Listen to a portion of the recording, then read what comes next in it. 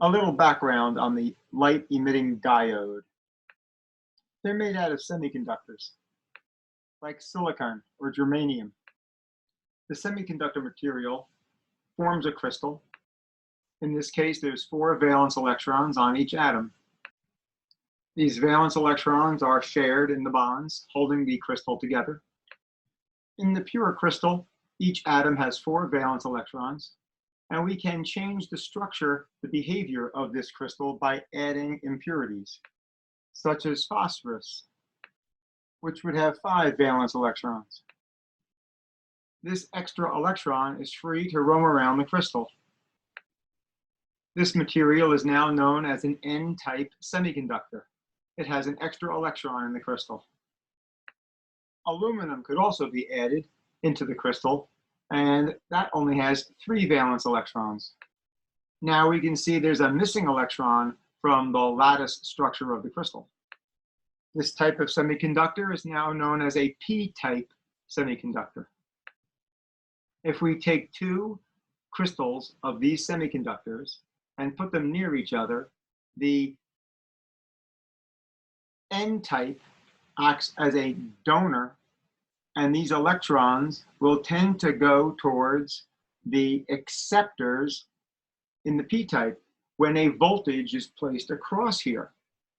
This leads to the idea that the charges will flow one way. That's called rectification.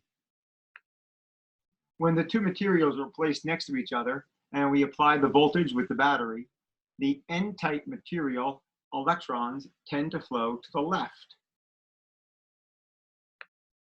The donor electrons fall into the holes. When they drop down into a lower energy level, light is given off.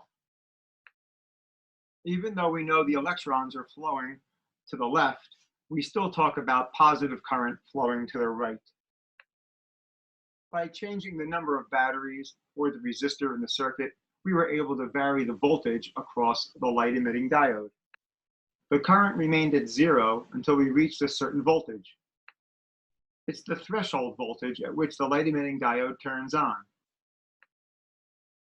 The electrons won't make this jump until they have sufficient energy to cross that barrier.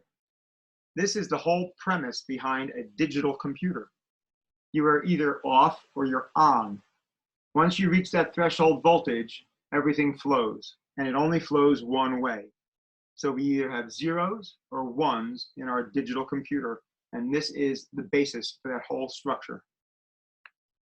So this is the schematic symbol that represents a diode, and a diode is the 2 layers of semiconductor that only allow current to flow one way. And we still talk about positive current flowing to the right. If a diode is encased in a clear plastic, the light can escape.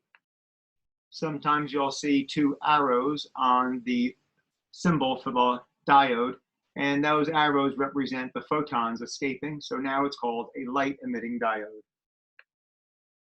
Let's try a problem related to our lab work. Let's say this light-emitting diode has to operate at 2 volts, and at that voltage, it should carry 10 milliamps. The battery, however, is 5 volts. What should be the value of the resistor so we don't burn out the LED? Use Ohm's law. The voltage across the resistor must be 3 volts.